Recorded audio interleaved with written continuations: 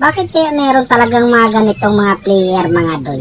Kunting paghihirap lang talaga sa kanila, nagsusurinder na kaagad. As you can see, makikita nyo naman kasi yung talaan mga doy. Pag mapanood nyo tong video na to, kita mo yung score namin dito, di ba?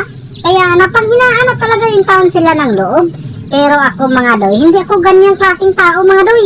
Wala kaming pakialam! Bakit ba? Yan ang gusto ko talaga mga doy. Yung tipong nahihirapan talaga ako kasi napakasarap sa pakiramdam yung comeback mga doy. Ang malaking tanong na lang nito kung makambak ba talaga namin to. Kung gusto nyo talagang malaman ay panoorin nyo tsaka tapusin nyo tong video na to. Wala kayong ibang no choice. Napakalupit kasi yung tao ng galaw ng mga kalaban namin dito. Tapos yung kakampi kong iba dito mga doy, meron din namang galaw. Galaw-gaw. Akalain mo yun? Hindi ko yun inakala mga doy na yung silina. Nasa tanglad lang pala yung tao nagtatago. Kala siguro niya, ganon-ganon ko na lang ibigay yung kaintang ko. Oh shit, ano ba yan? Umipal yung Aldos. Madaldal ka eh. Nakakahiya kasi. Dito mga doy, tingnan yung maigi kung paano at bakit nakaligtas pa ako sa pagkakataon na to. Kita nyo naman yan, di ba?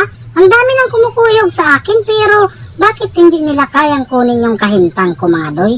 Ibibigay ko naman sana sa kanila yun eh. Sobrang gigil talaga yan sila sa akin mga doy kasi hindi nila ako basta-basta yung taong makukuha eh. O ito, example ng gigil mga doy. Sa dami-dami pwedeng taraka ng aldog, bakit ako pa in taon talaga? Ibibigay ko naman sa inyo yung gusto nyo, basta sipagan nyo lang. Kita mo, sa sobrang gigil ng aldog, nadapa lang yung taon siya. At ito na naman mga doy, nag-reinforce na naman yung taon sila. O tatlo, hinabol talaga nila yung taon ako dito. Eh siyempre, ang sabi ko lang naman sa kanila, habulin nyo ako kung kaya nyo talaga. Sipagan nyo yung ginagawa nyo.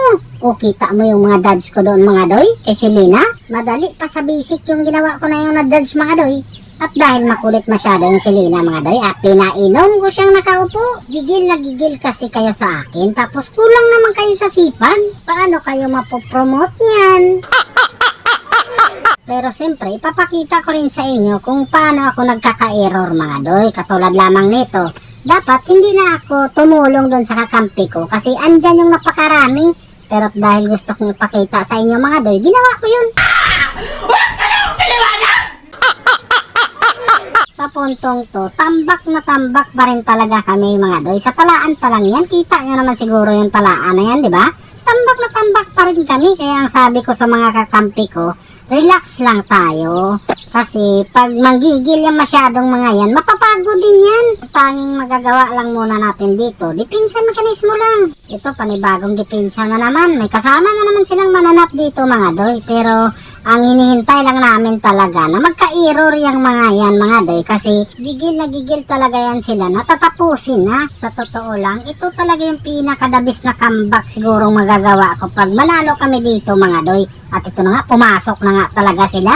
Ito yung sinasabi ko sa inyo mga doy na antayin nyo lang na mag-error yung mga yan. Kaya ang resulta, nadali tayo namin yung humigit kumulang. Kasi sa gigil nga ni. Kaya sa puntong to, sila na naman yung pinagdepensa namin. Alangan naman na puro na lang kami depensa, walang opinsa mga doy. Diba? Napaka-unfair naman nun. Sila naman yung pinagdepensa namin dito. Kaso hindi pala in taon sila marunong magdepensa. Kaya dito, narinig ko na naman yung